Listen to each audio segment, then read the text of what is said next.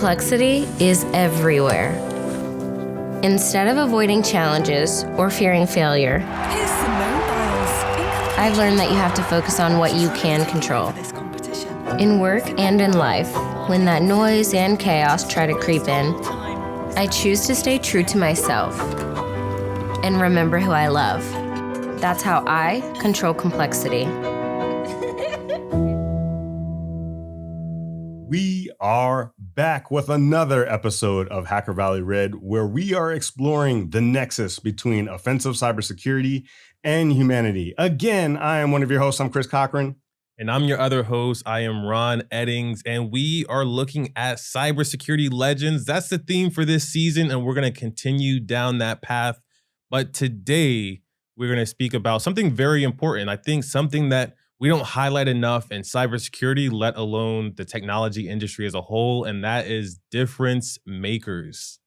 Difference makers is so important. There's actually a SANS event called Difference Makers where they give awards to the people that are making a difference in this thing we call cybersecurity. So what are we talking about when we're talking about difference makers? We're talking about the folks that are making an impact, whether you're talking about from a technological perspective, you're talking about a cybersecurity team, or you're talking about the community across the board. When I think of difference makers, I think of the people that can see something is missing, figure out how they can interject themselves into that process, make a decision, and then take action. And there is a very perfect framework in order to do this. What is that, Ron? The framework is OODA. It's a OODA loop. I'm sure everyone has heard of it, especially because you hear it in the military. A lot of cybersecurity practitioners or professionals have come from a military background. Thank you for your service, Chris. Absolutely. I was not, but I still think that this idea of OODA is really powerful. And it's an acronym. It stands for observe, orient, decide, and act. And I think that when you do this, whether it's in cybersecurity or life in general, you're going to have much better outcomes.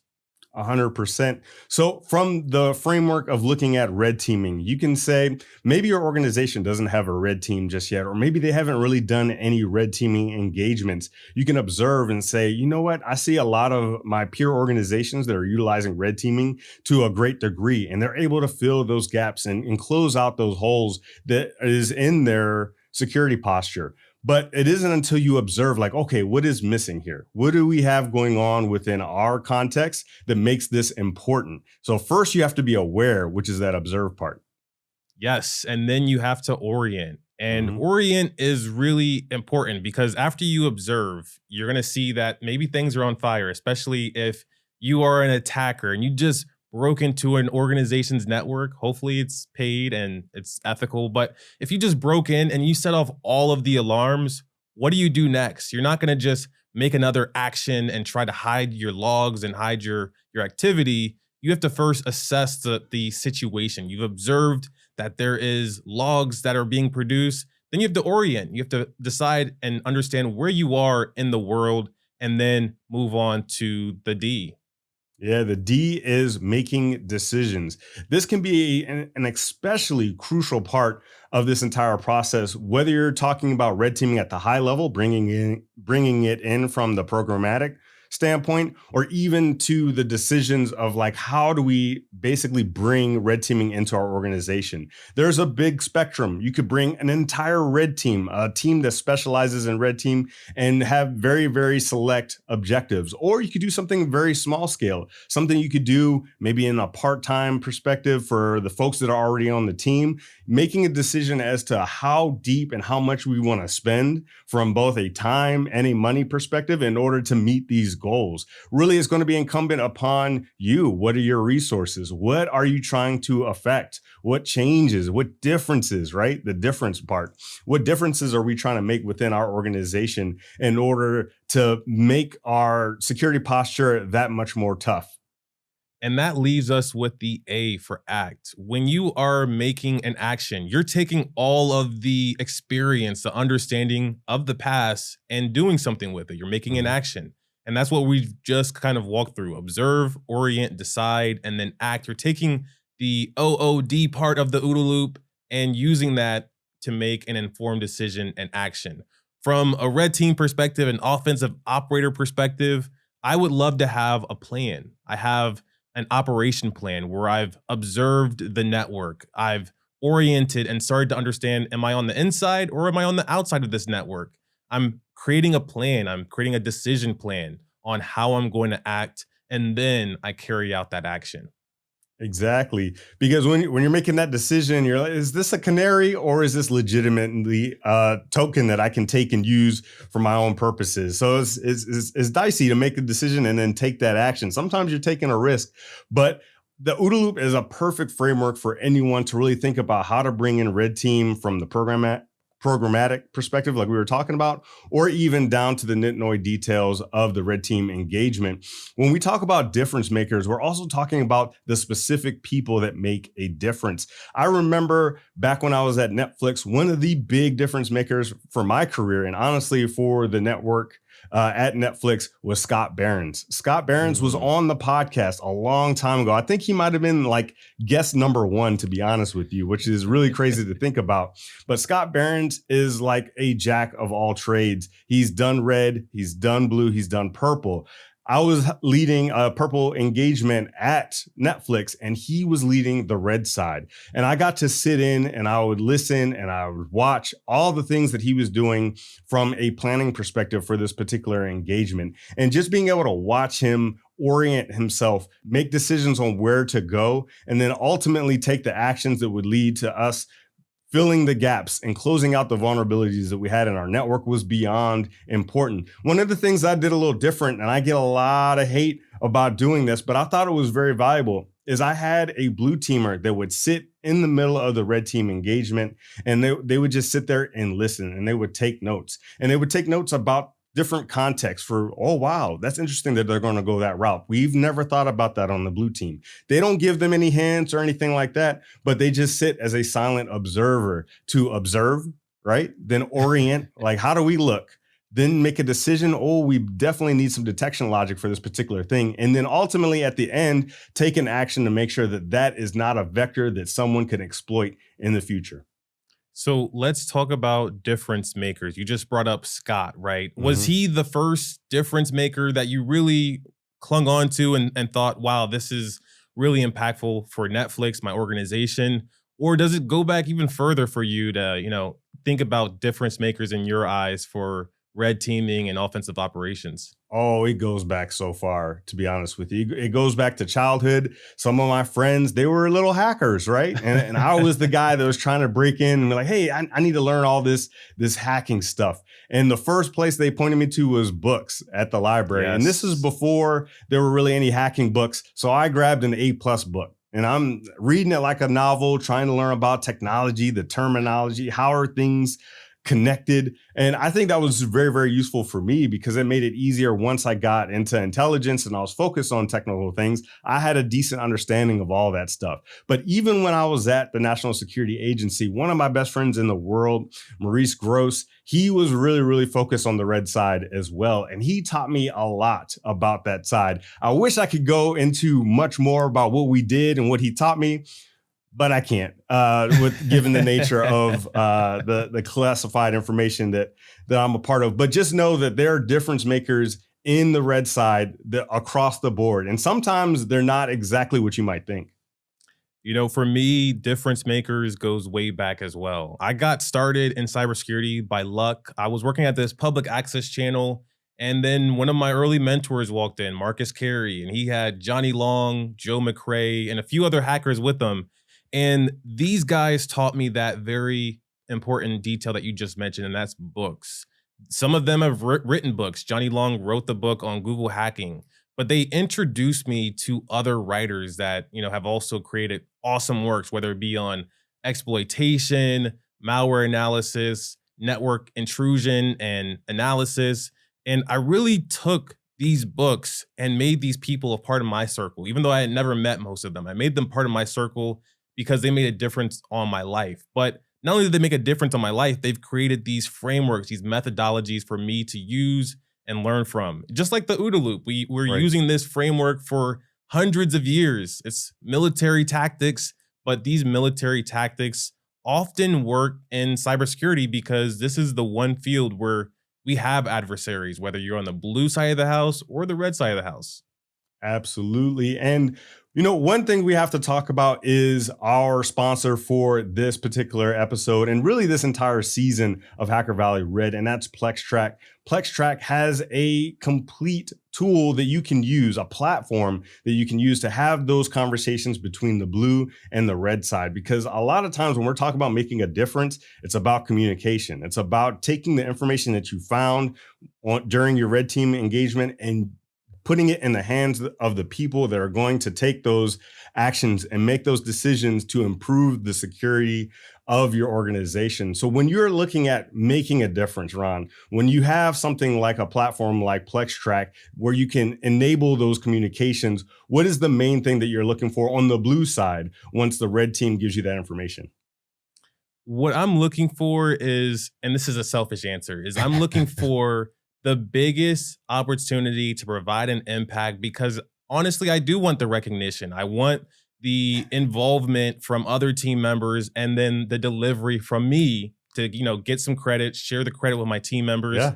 So I'm looking for that report that I can make into actionable decisions, whether it be from remediating a misconfiguration, resolving a vulnerability. I want to take this report that the red team is going to give me and ultimately decide quickly. I don't want to make this a year-long engagement where I have to take a report and do something with it. I want to do it immediately. So from a blue perspective, that is my answer, taking a report and making it impactful so I can look great with my team and my technology. And that's exactly what PlexTrack does, right? Yeah, exactly. That is exactly what PlexTrack does. If you're interested in PlexTrack and being sure that you have that conversation, that communication, that impact that you're getting from the offensive side of cybersecurity, be sure to visit www.plextrack.com/Hacker Valley. That's plextrac.com/Hacker Valley.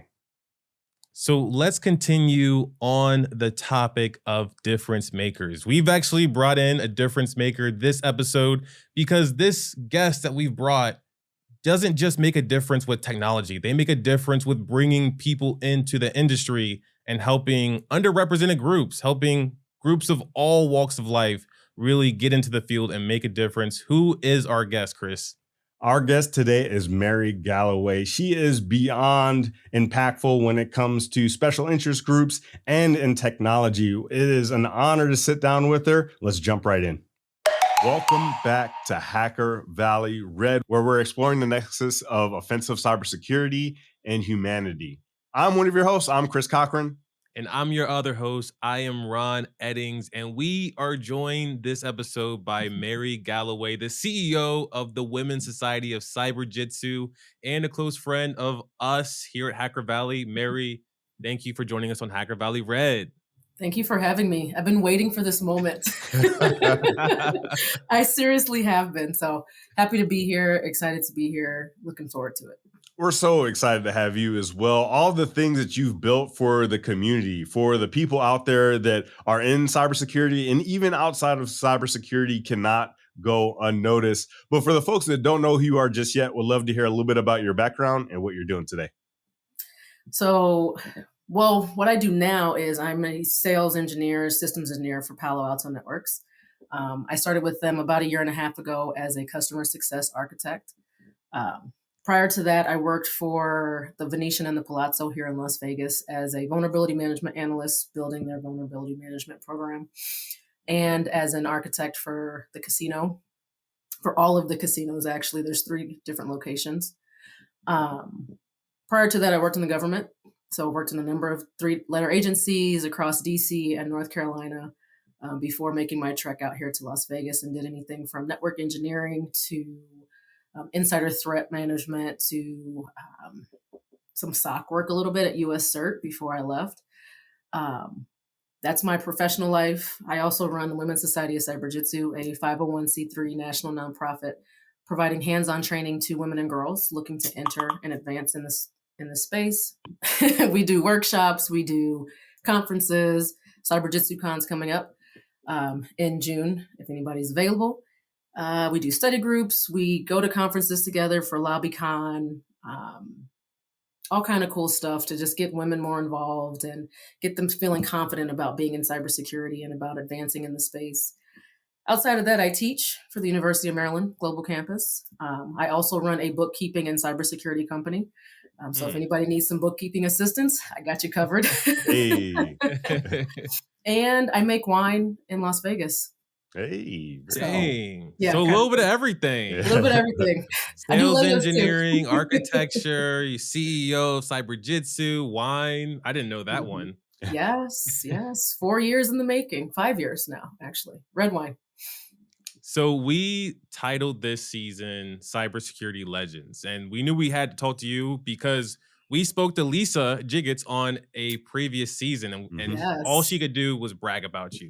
Mary is so amazing. She's helped me build this organization. So I made her the CEO of the organization that I helped found. I think that's really great. That's impressive. And I also worked at Palo Alto Networks, and there's a whole story about that we're not going to get Not gonna talk into. about it. But I would love to know, a bit about, what is this drive for you? We're talking about legends. I think legends have this extraordinary drive, and you have this drive to almost, it seems like, to reinvent yourself constantly. Where does that come from? I don't consider myself a legend. But I think my mom was in the Air Force. She did 25 plus years. And so that was my role model. That was who I saw. She did accounting and taxes and financial things. And I think it just came from that. Like, she was always doing stuff. She was always impacting somebody. And so I was like, I got to do the same thing. Plus, I just like to do a lot of stuff. Like, cybersecurity is my first love. It pays the bills. But then I also like to do, the winemaking and the Legos and running a nonprofit because I'm a serial volunteer. Right. I've been volunteering probably since I was in middle school. I'm not going to say how many years ago that was, but because I'm only 25, in air quotes. Right. But I think the drive for me to just give back started when I was younger. I was just always, I was in Girl Scouts and volunteering with that stuff. And then when I got to high school, I was in this program called AVID. So Advancement via Interpersonal Determination. And so they put you in like these advanced courses and you have to be really smart or something. But when I graduated high school, I ended up volunteering for that program too at other schools, and just to be able to help somebody see their potential and just kind of, grow into what they're supposed to be is kind of what drives me.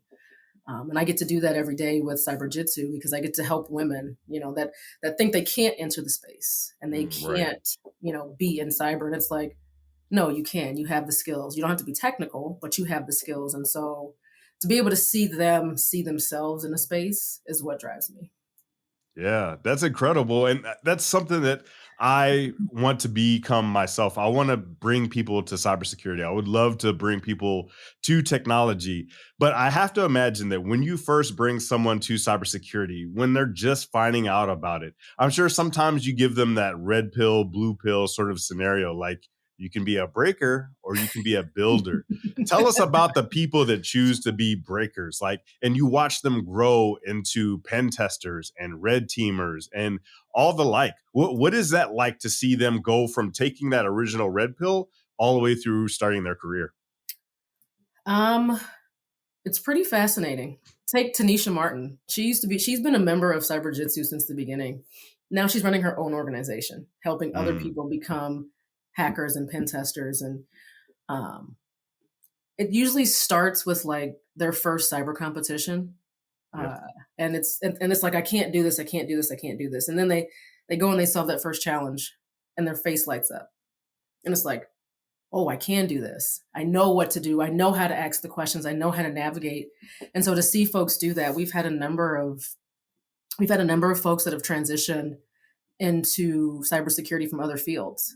And to see that they've been successful to become managers and leaders in their own organizations, it's really powerful, I think. It's really powerful. Plus, it helps others coming behind them see the potential that they could have. So there's a lot of days I don't want to do this anymore, right? I don't want to run a nonprofit as a volunteer anymore. It's like, right. But then when I get those emails that say, hey, you did this presentation, or you showed this work, you did this workshop, or you guys had this event, and now I'm doing XYZ. It's like, this is why we do this. This is the moments we're waiting for, whether it's one person or 50 million people. We want you to feel confident enough to get the skills you need, get in the industry, continue to refine those skills, and be super successful. Right. It almost reminds me of, in some ways, of having a purpose. Like you are driven for a cause, and it sounds like part of the cause is to see other women, other people in the cybersecurity community succeed, which I love, and it's also influencing me, making me a better person. But I'm curious as to what is your purpose. It seems like you have all of these skills, whether it's from being an architect, being a winemaker, even, and also leading a nonprofit. What would you equate your purpose to, and how does all this fit into it? That is a great question, and I'm still trying to find that out. I ask myself that every single day, and I think as I get older and as I start to take steps back to just kind of look at what's happening and the impact that I'm having and others around me are having on the next generation of folks coming up, I think my purpose is to help people. It's to help other people see their potential, whether that's in tech, whether that's in education, whether that's in winemaking. To see, I want you to be able to see your potential, and I think that's what's becoming my purpose. On the work side, that's probably like consulting or something.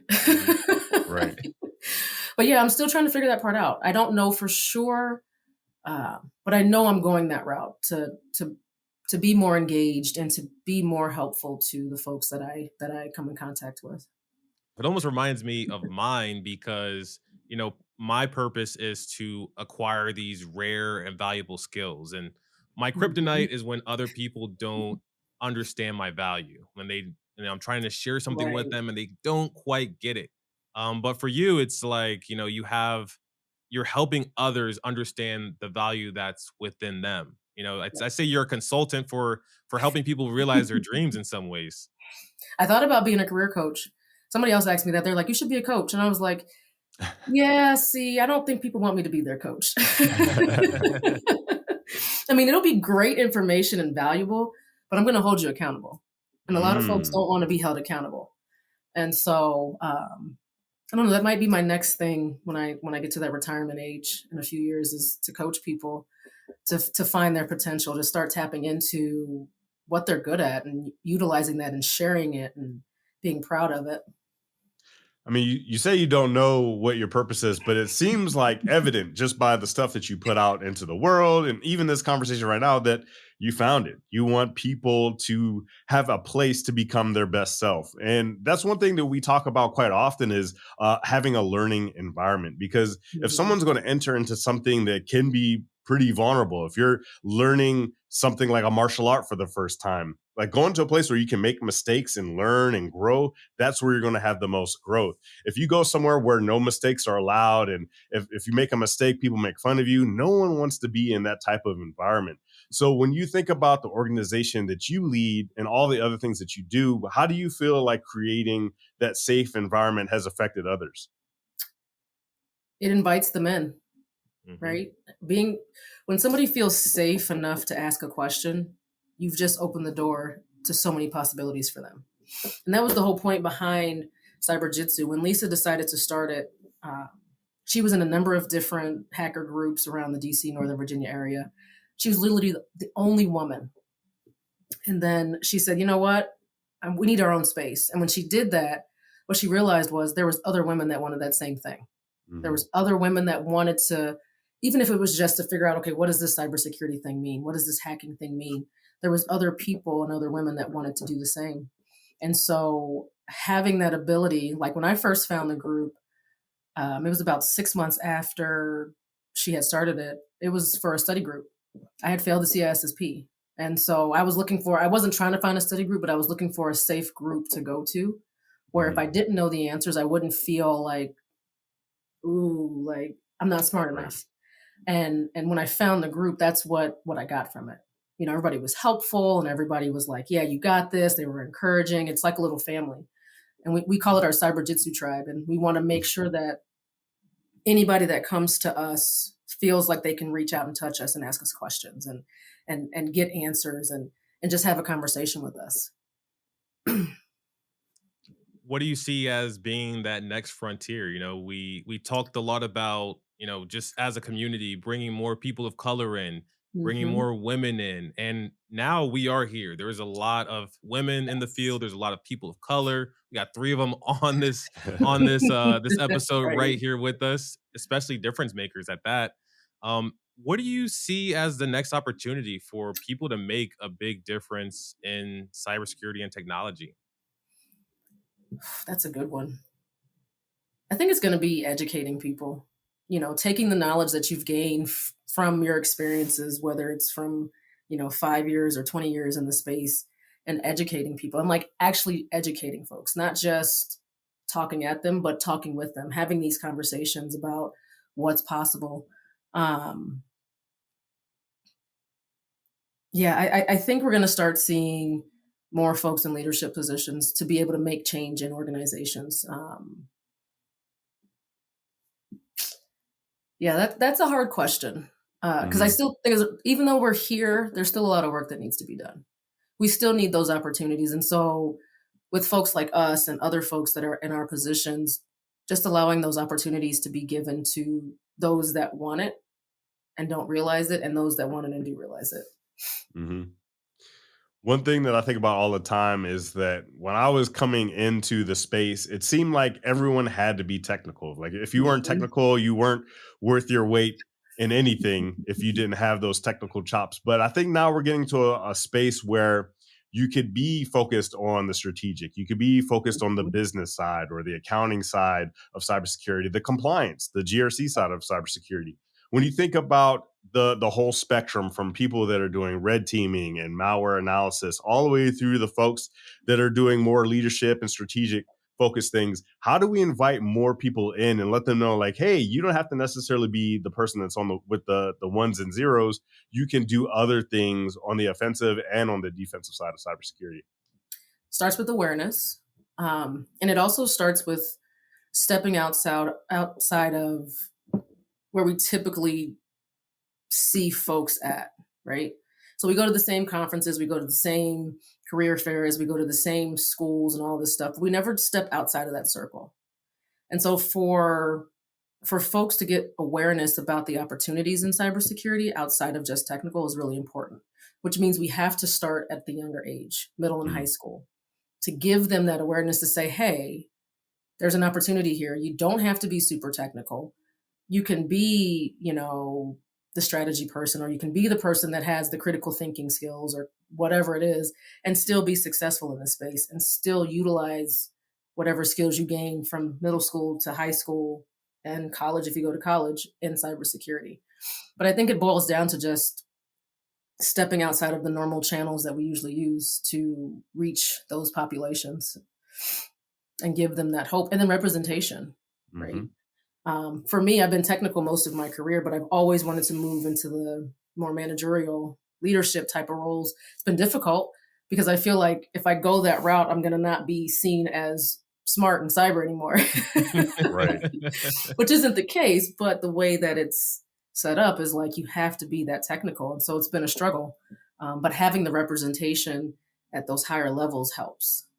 That was going to be the next thing I was going to talk to you about is how to, we've been in the game for a while. Chris has been in it longer than me. I'm not sure how long you've been in cybersecurity. Like I've 12 been in years. 12 years. Yeah. Exactly. I've been in it for 11 years now. So even at 11 years, I can't see the new pathways. I don't know how to Right. re-break into cybersecurity. I only know where I'm at today, and there's getting more technical or becoming a CISO, becoming a Right. CEO. But I don't think it has to be that way, right? We're seeing people break into cybersecurity in a completely different way, from marketing, from sales, from Yes. engineering, even having just a programming background. But all of a sudden, they learn these little facets about cybersecurity, and there's always companies that need marketing, sales, or even engineering. Yep. What have you seen as the future of new pathways created from just cybersecurity becoming more present and people becoming more aware? Is there other things besides being a manager, a leader, a CISO? What are these other pathways that you've seen? Entrepreneurs. I mean, I think we're all like entrepreneurs on this call. Um, Especially with COVID and people leaving their jobs, entrepreneurship is a great way into cybersecurity without having to be super technical. Um, Project management. I mean, it's still kind of management, but we need folks that have the ability to manage these projects that we're working on and manage budgets and manage all of those things. I work with a number of ladies they do marketing for cyber companies, which I never even thought of. But as soon as we opened up that bubble of what cybersecurity entails, from pen testing and digital forensics type of stuff to everything else, you started to see folks coming in. And so education, marketing, what else? Consulting, the sales side, even though there's a lot of folks on the sales side now, a lot of people don't realize that you can get into cybersecurity on the sales side of thing. You can either be a sales rep or a sales engineer, right? You can make commissions, you make money. I think as long as we start to advertise that, hey, there's money to be made outside of just being technical, it'll start to open the eyes of everyone else like, I do have education skills. Like I was a teacher, I can be a teacher on the cybersecurity side. And I don't have to be deep in the weeds to do that. Does it help? Maybe, but it's not a requirement. You don't have to look like this to be a hacker. You can look like me. You can wear heels. You can have fancy colored hair. You can have long fingernails or short fingernails. You can wear khakis if you want. That stereotype, I think, it's dying as we see the number of women coming in and men coming into the space that don't look like that anymore. And for me, when girls see me or Lisa or Tanisha or, Alyssa, they can see themselves in this space, and it's not going to keep them from being in this space. And we've seen it. We have a girls program for Cyberjutsu out of the East Coast. And we've had a number of girls that have come through the program and then hit us up, a couple of years later and say, hey, I changed my major in college. I was going to do X. Now I'm going to do computer science or technology or things like that because they saw someone that looked different than what was on the TV. This topic makes me think of, what we know as imposter syndrome. I was lucky enough that I never felt like an imposter in cybersecurity because I didn't know that other people felt that way. So I had no expectation for that of myself. But, as we, start to shape this new paradigm of what a hacker is and what it can be, I would imagine that more and more people are going to start to feel like maybe they don't belong just because there's such a wide variety of peoples. Everyone's talented. Everyone has talents, God-given or just learned. And people can acquire skills. They can learn skills by reading a book. Yep. But when you look around and you see that someone knows something you don't, you might get a little self-conscious. How do you help, the ladies or the young women that are trying to break into the field? They have talents, they have skills, but they still look around and notice the skills that they don't have that other people have. How do you coach them through that? Oh, I have that problem all the time. I look at folks all the time like, dang, maybe I should have known that. But I usually tell folks to take that energy and put it into learning what you don't know. The same thing with negative energy. Take all of that energy, because all it is it's just an energy you feel. Like that feeling of I'm not smart enough isn't necessarily true. You just know different stuff than this person does, because what you know, they may not know either. And so it's take that energy, put that back into yourself and learn what it is you need to know, and realize that you're not going to know everything because we're not built to know everything unless you're a super genius. And that's okay. It's okay to say, I don't know. I've learned that a lot working at Palo Alto when customers ask me questions. I don't know. Let me get back to you. Let me figure it out. Powerful. You know what I'm saying? Like, and they respect that and people understand that. And so imposter syndrome is just having doubt in yourself. You have to learn that you're only as good as what you do. right? If you're only doing the bare minimum, you're only going to be as good as the bare minimum.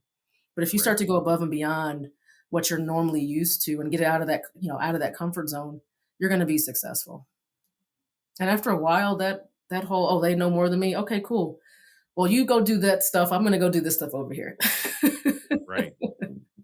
I want people to feel like, I want them to look at me and say, you know what? If she can do it, I can do it. I want, and it doesn't matter if it's a man or a woman, because I've had a number of guys come to me and say, I've been following you and you post all this stuff and blah, blah, blah. And it's just like, really? But I think the biggest thing is I want them to be able to see themselves in the same position. And if that means I have to do extra stuff, then that means I have to do extra stuff. But they're the future, right? Once we retire, once we're out of this game, they're the ones that take the lead at that point. And I want them to feel confident that they can do that. Sometimes it's scary to look and see, yourself out of that picture. I know Yeah. for me, I'm like, no, I want to be the future still. I want to reinvent myself and Yeah. keep going. And you know what? And it's possible that can happen, right? But at some point, like our ancestors, they did their thing. Mhm.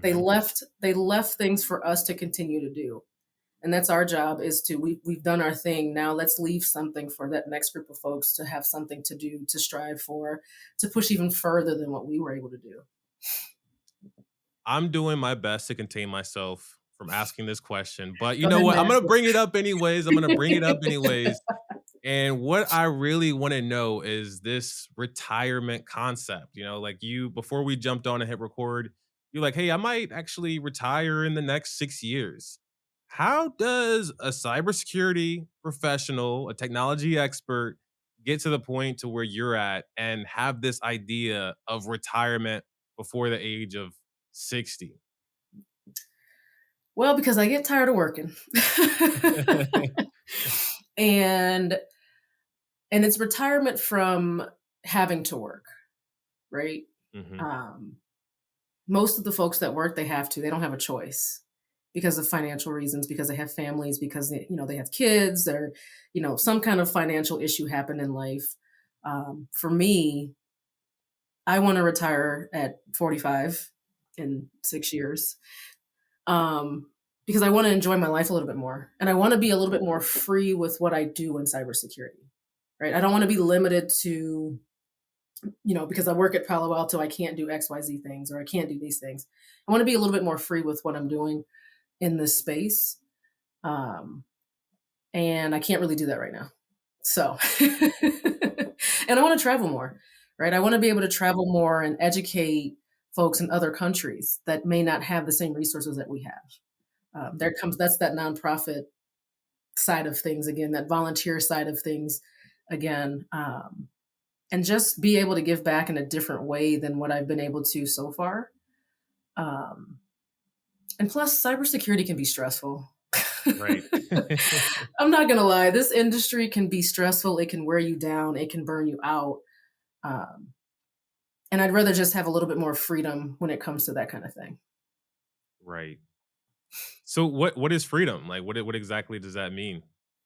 More wine. Honestly, being able to do what I want and still making an impact. I even thought about running the nonprofit full time, right? That would be kind of cool to run a nonprofit full time, but the pay in some of them sucks. And so it doesn't make logical sense, but being able to just do you, be you. And there might be companies out there that allows you to do that. Haven't Right. found them yet. I'm still looking. But the company I'm at now is pretty good about giving you that freedom to do some stuff. But it's a mindset, being free from whatever it is that's holding you back. And in our case, it's financial stuff. So It's a mindset and a state. Not only do you have to have the yeah, mind, like the personal freedom, but I mean, you're describing something that is really important, and that's the other component is financial freedom, having the mhm, resources to finally say yes because I really mean it, or no because I really, really mean it. right, right. And we haven't had that my mom was in the military and I saw some things, but she's still working, Right. because she's still young. She's not going to retire until she's like 65. And I was like, I don't want to work until I'm 65 and then only have like another 10 years to just like really, really enjoy life. So, Mari, there's someone that's listening to this episode or watching this episode right now that wants to build their own community. What advice would you have for them about going about it? so yes, it takes hard work, but it's more about opportunity. And, I've been seeing recently, it's like hard work doesn't get you to where you want to get to. It's about opportunities. And I will say that I've been fortunate enough to have a number of different opportunities that have led me here. Most of them from my network, right? So if you're getting started in this industry, you have got to build a network. You have to talk to people.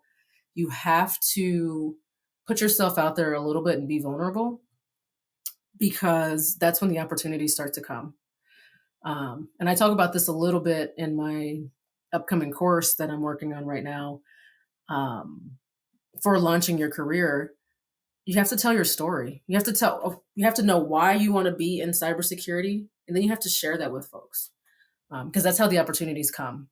Right. Once I started sharing how I got here, like what my origin story was and where I've come from, people started to look at me and say, "Hey, let's bring her in, let's bring her up." And that's honestly, that's how I got to where I'm at. Hard work and opportunity. Mari, thank you so much from the bottom of our hearts. For the folks that want to stay up to date with you and all the great things that you have going on in your world, what are the best ways that people can do that? LinkedIn and Twitter. So I think my LinkedIn is the Mari Galloway, and my Twitter is at Mari Galloway. So definitely those are the best places. You can also check me out on womenscyberjutsu.org. Check out all the events we have coming up. Join the membership, be a part of the fun, be a part of the Cyberjutsu tribe. And if you're ever in Vegas, let me know. Happy to take y'all to the winemaking place and the winery that we go to. Love it. We will be sure to drop all of those resources in the show notes. Highly recommend everybody to check out Mari and Women's Society of Cyberjutsu. Thanks again, Mari, for joining us, and we'll see everyone next time. Thank you. What an incredible conversation with an incredible person. I learned a lot about making an impact, whether you're talking about technology, you're talking about your team, or you're talking about the community. Mari is making a huge impact in community and bringing in that next wave of cybersecurity practitioner. What did you take away from the conversation, Ron? I took away that we just have to start somewhere. We could try to be all of the things. Mari did describe herself as a winemaker, an offensive operator, a security architect. She's really everything. But all of that success, all of the difference that she made started with just taking that first step. And that's really what I took away from this episode with Mari, but just working into the red side of the house. You start with that initial access and then you work from there. And I think that's what it's all about. When we're looking at the context of being a difference maker, going from 0 to 1 and 1 to 1,000, we've said it before, that person that's going from 0 to 1, first they have to observe. They see where the difference can be. They see what could be better. Then they orient. How do they make an impact, and how does it reflect on their environment, on their community, whatever it is? They decide, they make a decision to make that difference. How do they make that difference? They have to make several decisions in order to get there. And then ultimately they take the action. They make an improvement. They take their intention and make it real. That's what it's all about in cybersecurity and the offensive side of the house. Love it. And that's what we're going to be doing throughout this season. We're going to be taking the OODA loop. We're going to be observing the greatness from our guests. We're going to be orienting ourselves within this world of offensive operations and red teaming. We're going to be making decisions along the way, with our great partners, Exonius and PlexTrack, and acting, sharing this information with you all, trying to present it in the best way possible. And we love that you're on this journey with us. We want to make sure that you continue on this journey along this season. So if you love the content, it would mean the world to us if you shared it on social media or subscribed on your favorite streaming platform, and also joined us in our Discord. We just launched a Discord. It's buzzing with it's hundreds of people at this point, and we would love if you joined and stayed up to date with us. And you can find that at hackervalley.com/Discord. Definitely join the Discord. Let us know it was this episode that you're coming from. And as always, thanks for joining us, and we will see you in the next Hacker Valley Red episode.